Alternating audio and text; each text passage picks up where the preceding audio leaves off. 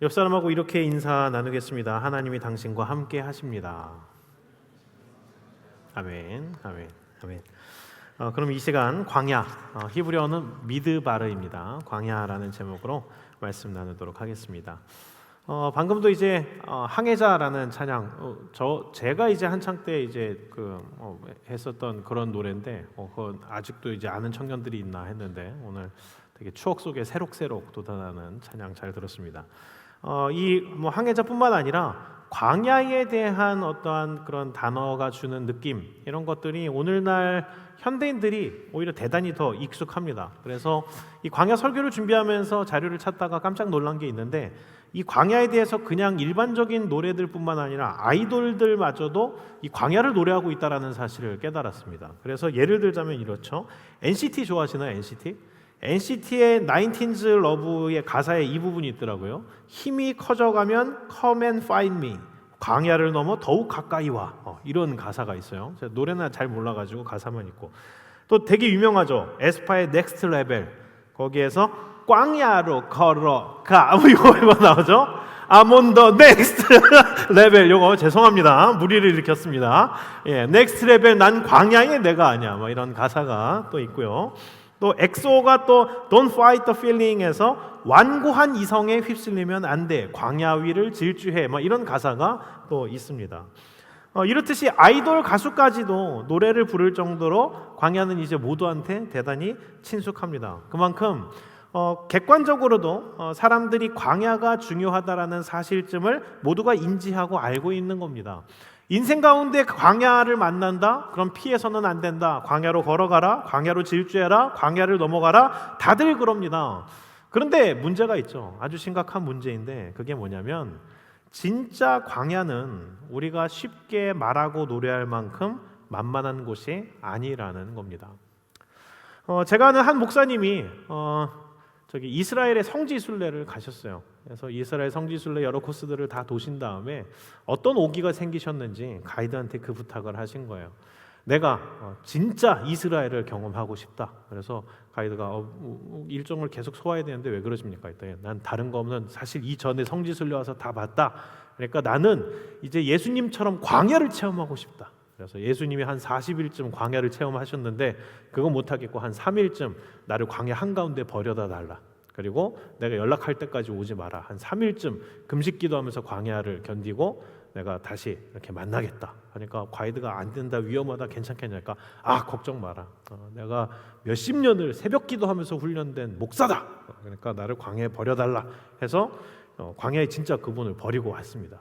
그랬더니 이제 가면서 다른 분들은 대단한 믿음이시다, 역시 다르다, 역시 한국교회 목사님 열정이 있다 하는데 바로 몇 시간 되자마자 전화해서 빨리 와라, 어디냐 막 난리가 나신 거예요. 그래서 왜 그러냐 했더니 그분을 이제 픽업해서 얘기했더니 이스라엘 성경을 늘 보면서 생각했던 건 이스라엘 백성도 이렇게 패역하냐, 하나님이 계신데 그걸 믿지 못하고 이 광야 생활을 왜 못 견디냐, 이렇게 생각을 하고 이 도전을 했는데 진짜 광야에 혼자 떨어지니까 너무 어렵고 두렵고 힘들다라는 거예요.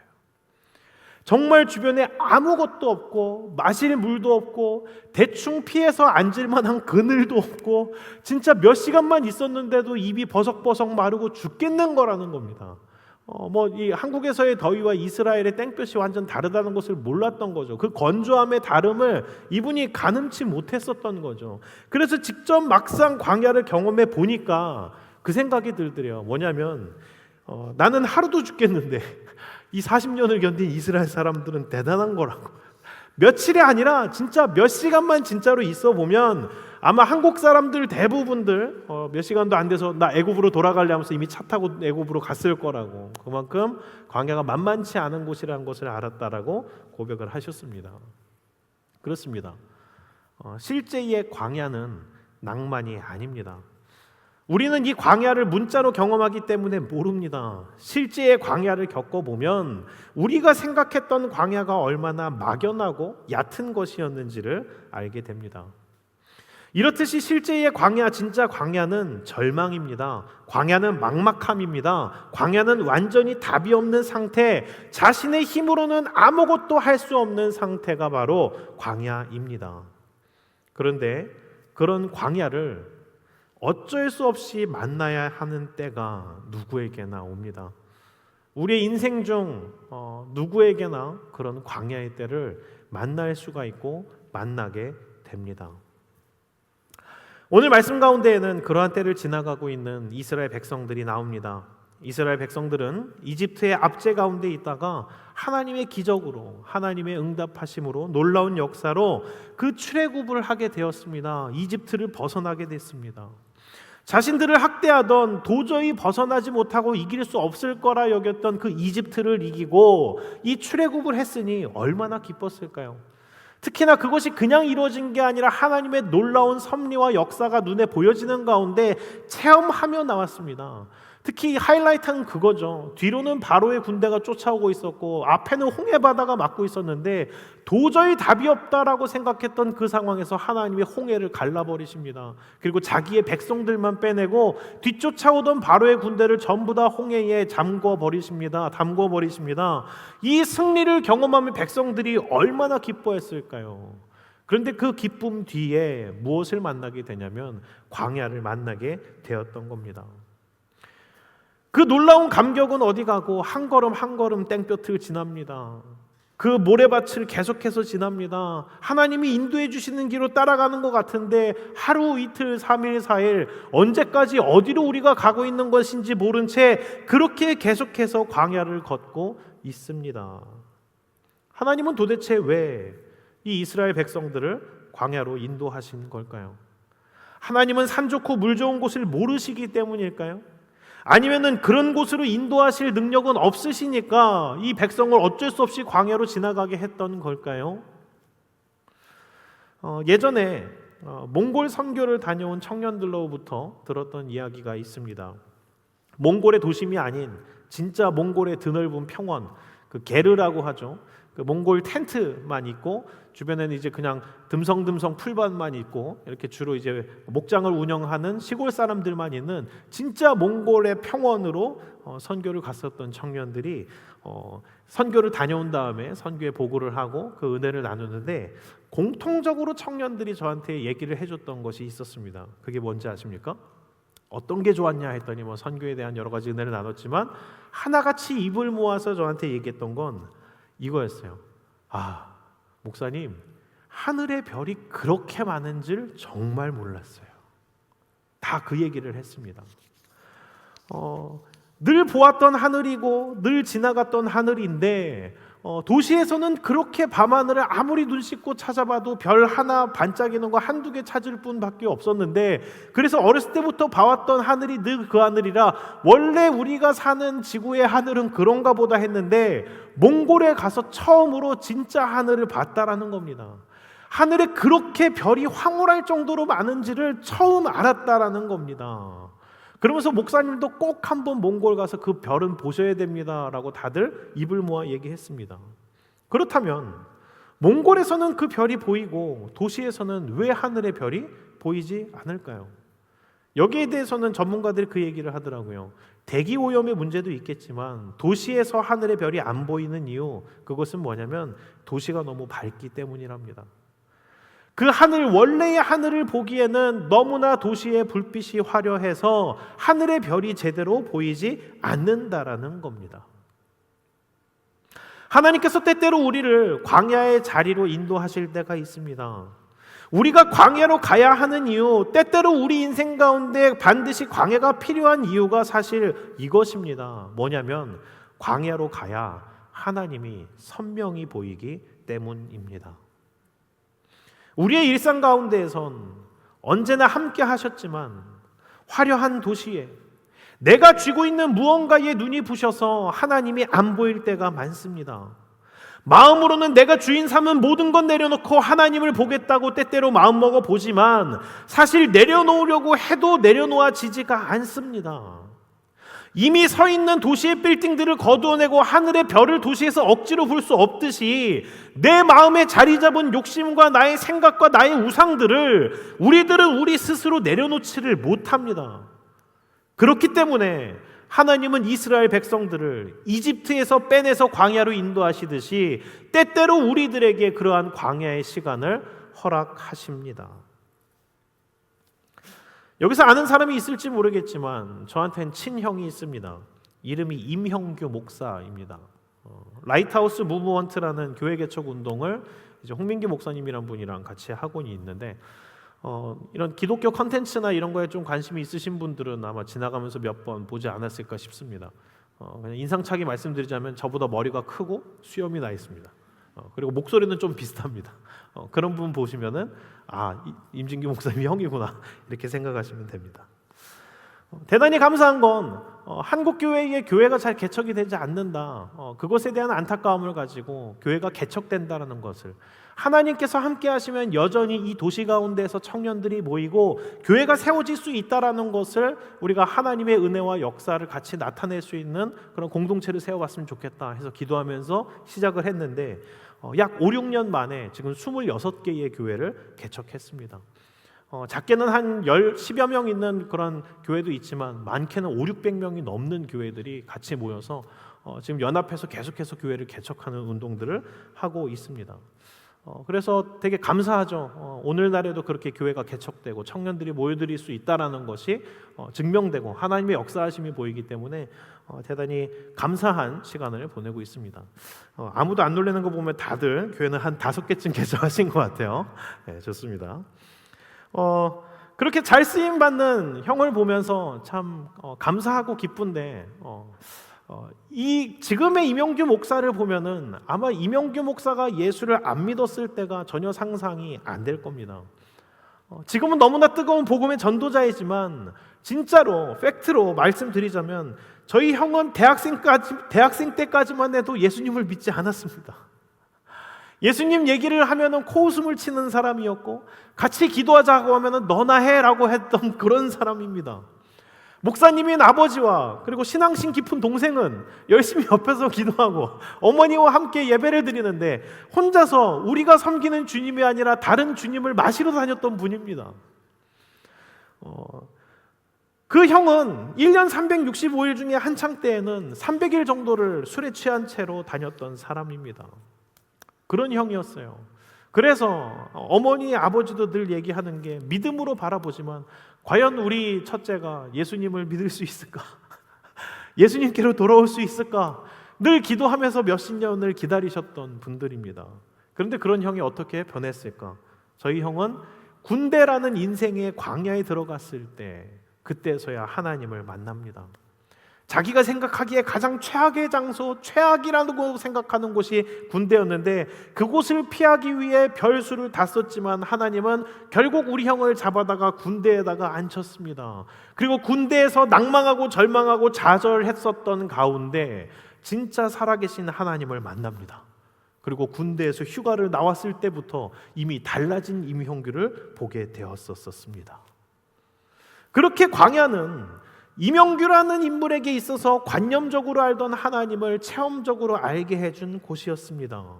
그렇다면 광야는 그렇게 특별히 어떤 그런 사람에게만, 임영규 같은 사람에게만 하나님을 알게 해준 곳일까요? 근데 그게 아니라는 거죠. 하나님을 알게 되고 하나님을 만나게 되었다라는 수많은 사람들의 간증과 고백을 찾아보면 대부분 어떻게 얘기합니까? 하는 것마다 잘 되고 기도할 때마다 응답받고 모든 내가 손대는 것마다 다 잘 되는 가운데 하나님을 만났습니다. 이렇게 얘기하는 사람을 보지를 못했습니다. 다들 어떻게 고백할까요? 광야에서 하나님을 만났습니다. 폭풍우 가운데 하나님이 계신 걸 보게 되었습니다. 환난 가운데 그분이 나의 피난처이시고 구원이시라는 것을 확신하게 되었습니다. 모두들 자기만의 광야에서 하나님을 보았다라고 간증을 합니다. 그래서 그런지 이 광야를 히브리어로 뭐라고 얘기하냐면 미드바르라고 얘기를 합니다. 이 미드바르의 어원이 되는 단어가 있는데요. 히브리어로 다바르라고 합니다. 이 다바르에서 미드바르가 파생된 것인데 이 다바르가 어떤 뜻을 갖고 있냐면 말씀이라는 뜻을 갖고 있습니다. 그렇다면 미드바르는 어떤 뜻을 갖고 있느냐? 미드바르, 말씀이 있는 곳이라는 뜻을 갖고 있는 게 이 광야, 미드바르라는 겁니다. 그러니까 그렇습니다. 광야는 어떤 곳인가? 말씀이 있는 곳입니다. 하나님의 말씀이 더 선명히 들리는 곳입니다. 말씀이신 하나님이 계시는 곳입니다. 그곳이 바로 광야라는 겁니다. 광야, 그곳이 그러한 곳이기에 하나님께서는 출애굽하여 홍해를 건넌 이스라엘 백성들을 광야로 인도하셨습니다. 하나님께서는 이스라엘 백성들에게 자신을 내보이고 싶으셨던 겁니다. 내가 너의 공급자다. 내가 너와 함께 있다. 내가 너를 인도한단다. 이렇게 가르치면서 보여주고 싶으셨는데 안타깝게도 이스라엘 백성들은 하나님을 보려 하지 않습니다. 하나님의 얼굴을 구하지 않고 다른 것을 구합니다. 왜 그럴까요? 이집트의 노예로 워낙 오래 살다 보니 어느새 노예 근성이 몸에 배게 되었던 겁니다. 노예 근성이 무엇일까요? 노예들은 주인과 인격과의 만남으로 대하려 하지 않습니다. 노예들은 그 자기가 피지배자로서 너무나 오래 당하면서 살아왔기 때문에 상대를 어떻게 구분하냐면 지배자와 피지배자의 관계로서만 사람들의 관계를 만들어 나가려고 합니다. 그래서 이 노예 근성의 대표적인 특성 중에 하나가 있는데 그게 뭐냐면 상대와 대화를 하려고 하는 게 아니라 불평을 하려고 합니다. 사람들이 언제 불평을 하는지 잘 분석해 보면 그렇습니다. 언제 불평을 하냐면 상대가 대화가 통하는 상대가 아니라고 판단할 때 불평을 합니다. 상대는 말해도 분명히 안 들어줄 거야. 상대는 대화가 통하는 상대가 아니야. 이렇게 생각할 때 대화하려 하지 않고 뒤에서 불평을 합니다. 노예들이 그렇습니다. 주인에게 요청할 수가 없습니다. 우리 주인에게 내가 감히 어떻게 요청해? 이런 생각을 하는 거죠. 주인과 대화할 수 없으니 어떻게 합니까? 비아냥과 불평과 불만을 늘어놓습니다. 그러나 막상 주인 앞에서는 어떻게 하냐면 무서우니까 헤헤거립니다. 그렇게 앞에서는 억지로 웃음 짓고 뒤에서는 불평과 불만을 쌓아놓습니다. 이렇게 주인과 내적으로 벽을 쌓아놓은 상황 가운데 인격적인 관계가 형성이 되지 않습니다. 이스라엘 백성들은 10가지 재앙으로 응답하신 하나님을 경험했습니다. 앞으로는 홍해, 뒤에는 이집트 군대가 에워쌌지만 홍해를 가르고 나오는 영광을 경험했습니다. 그뿐입니까? 광야에 들어섰을 때부터 하나님은 낮에는 구름 기둥, 밤에는 불 기둥으로 그들을 매일같이 인도하셨습니다. 그럼 그들은 어떻게 먹고 살았을까요? 아침마다 내리는 만나를 먹으면서 살았습니다. 그렇게 매일같이 매 순간 하나님의 인도함을 받았지만 이 이스라엘 백성들은 하나님에 대한 신뢰와 믿음이 전혀 없었습니다. 그들의 그 긴 노예 근성 가운데 하나님을 어떻게 생각하고 있냐면 자기들을 다스렸던 이집트의 못된 주인 중 하나 정도로 하나님을 대했던 겁니다. 그래서 그들은 이렇게 반응합니다. 자기 손에 식량이 떨어지면 하나님 일용할 양식을 주시옵소서 이렇게 하면 되는데 애꿎은 모세와 아론을 비난하면서 애굽에 있을 때는 고기 까마 곁에서 냄새 맡았었는데 여기서는 고기 냄새도 못 맡는다고. 먹은 것도 아닙니다. 얼마나 비참합니까? 고기 냄새를 맡아본 지 오래됐다고. 이렇게 비난하고 내가 그때 그냥 거기서 죽었어야 되는데 내가 저것들 괜히 따라와서 이게 뭐야 이게. 이렇게 비난을 합니다. 목이 마르면 하나님 영원한 생명수를 주실 줄 믿습니다. 이렇게 하면 되는데 또 모세와 아론을 트집 잡으면서 저놈의 새끼들이 우리 목말라 죽이려고 여기 데려왔다고. 내가 눈빛부터 이상한 거 내가 봤다고. 저 모세 저거 생긴 것도 이상하다고. 막 이러면서 모세를 비난하고 물레노라고 생떼를 쓰는 겁니다. 이건 그것과 같죠.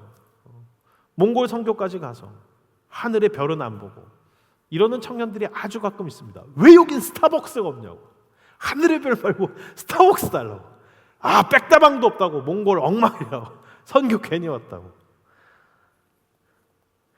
봐야 될 걸 봐야 하고 구해야 될 걸 구해야 합니다. 왜 그들은 이렇게 반응을 합니까? 이거죠. 때에 따라 먹이시고 입히시는, 우리의 기도에 신실하게 응답하시는 하나님에 대한 신뢰가 없는 겁니다. 그런데 우리 역시 그렇지 않습니까? 당장 손에 잡히는 것만을 우리도 신뢰하려고 합니다. 믿음의 눈을 들어서 기도하고 기대하면 되는데 당장의 것만을 계산하려 합니다. 하나님의 응답을 기다리기보다 불평과 불만을 터뜨리면서 주변 사람들을 괴롭히려 합니다. 그렇게 눈에 보이는 것만 집착하면, 내 손에 잡히는 것만 의지하려 하면 우리 역시 이스라엘 백성들처럼 여호와께서 우리 가운데 계신가 안 계신가 이렇게 반응하게 되는 겁니다. 하나님은 낮에는 구름 기둥으로 밤에는 불 기둥으로 매일 아침마다 만나를 주시고 반석에서 물을 내셔도 내 손에 잡힌 거 없으니까, 내 통장 잔고가 빈약하니까 하나님께서 나에게 계신가 안 계신가 이렇게만 계속 갈팡질팡 하는 겁니다. 이런 믿음이 부족한 이스라엘 백성들, 매사에 불평과 불만과 불신을 가득 담아 모세를 비난하며 하나님을 간접적으로 비난하는 그런 백성들, 이런 백성들이면 하나님 응답 안 하셔야 되는데 하나님 참 이상하십니다. 그 비난 속에서 어떻게 하시냐면 신실하게도 계속해서 만나를 내리십니다. 그리고 말씀하십니다. 받아 먹으라. 이것은 너희를 위하여 주는 내 살이다. 왜 물을 안 주냐고, 우리 죽이려고 작정했냐고, 이런 조롱과 비난 속에서 하나님은 또 반석에서 물을 내십니다. 받아 마셔라. 이것이 너희를 위한 영원한 생명수다. 불평하고 불만하면 안 먹여야 하는데, 내가 너희들 그럴 줄 알았어, 너희랑은 상대 안 할 거야, 이렇게 반응해야 되는데 하나님은 그런 불평 속에서도 비난 속에서도 만나와 물을 내어주십니다. 생각해보면 그렇습니다. 우리들은 은혜를 누리면서도 은혜를 모릅니다. 참 배은망덕합니다. 우리를 살리시기 위해 친히 이 땅에 오신 예수님, 그 모든 것을 내어주시며 우리에게 다 주셨지만 우리는 또다시 예수님을 비난합니다. 왜 아직도 제가 취직이 안 돼요? 왜 아직도 제가 배우자를 못 만났어요? 왜 아직도? 차라리 애굽에서 고깃가마 곁에나 있을걸.